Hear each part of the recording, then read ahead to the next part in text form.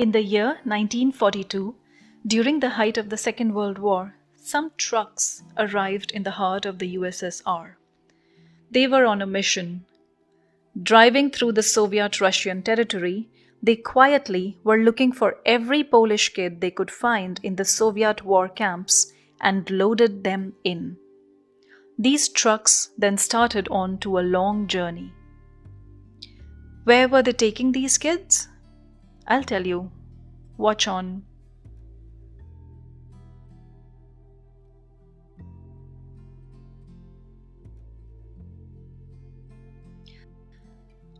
While a history of the Nazis and the Second World War mostly brings stories of hate, ruthlessness, the coldness of the human soul, this story, which I am about to tell you, is a bit different.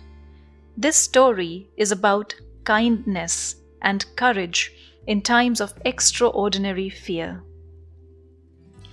When the Second World War began in 1939, Poland became one of the earliest victims.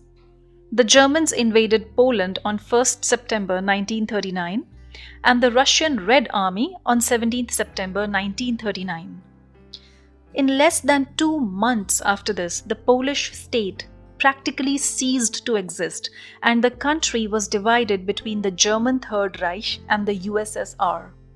The Polish Prime Minister fled to England and became Prime Minister in exile.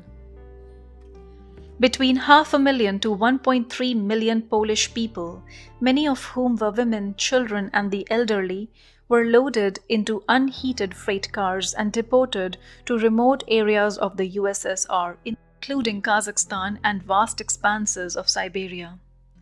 Thousands died in transit as well as in the Russian camps. Those who survived lived in inhuman conditions, suffering hunger, labor, and disease. Many thousands of Polish children were orphaned. Their lives became living hell of hopelessness. They had been taken away from their homes, their families, and put into harsh, cold conditions with nothing to look forward to. Until 18 months later, in 1942, when those trucks arrived. They drove from Ashgabat in USSR to Kazakhstan. They further crossed through Uzbekistan to reach Turkmenistan. They drove all the way through Turkmenistan to end up in Iran. They drove further and on through Afghanistan. Driving through, they tried to stop for breaks, for food, for rest. After all, in these trucks were children as old as 15 and also as young as just 2 years of age. But these refugees were denied entry at all ports, often waiting for days and weeks before they were allowed to cross the territory. And when they were allowed, they needed to rush on and not stay. Their 2,500-mile journey took many months. Their ultimate destination was India. Since 1941, the Imperial War Cabinet in London had been trying to find ways to save Polish children from the USSR. The ruler of the princely state of Navanagar of Gujarat of India was a member of this cabinet. When most countries were unwilling to take on the risk of taking orphaned Polish children in times of war, the Prince of Navanagar was the first one to help. He was Maharaja Jam Sahib Digvijay Singh Ji Ranjit Singh Ji. Often described as the Indian Schindler, Jam Sahib took in 1,000 Polish refugees and funded their living costs at a time when India itself was struggling for its own independence. He built a new home for these kids 25 kilometers from his capital, Jamnagar, in the Kathiawar region of Gujarat. The Navanagar refugee camp had a school, a hospital, a chapel, kitchens, dining rooms, soccer and volleyball fields.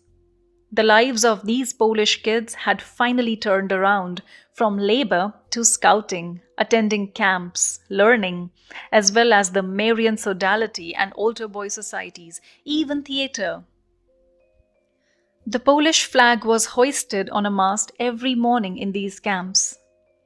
After the frosty nightmare of Siberia, these children had finally found a safe haven in India, despite the fact that during this time India faced one of its largest famines and an outbreak of malaria.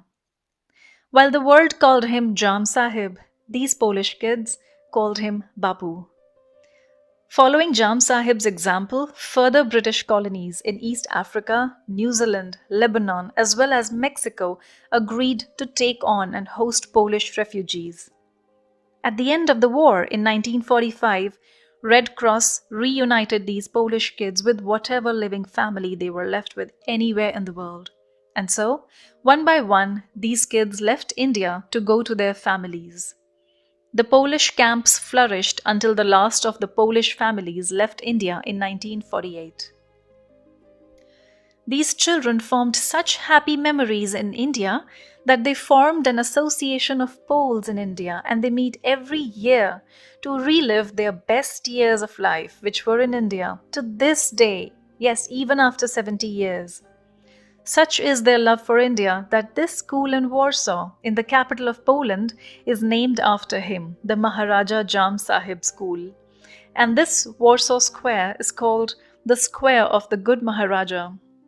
This year, it's been 75 years since the Nazis were finally defeated and the Second World War ended.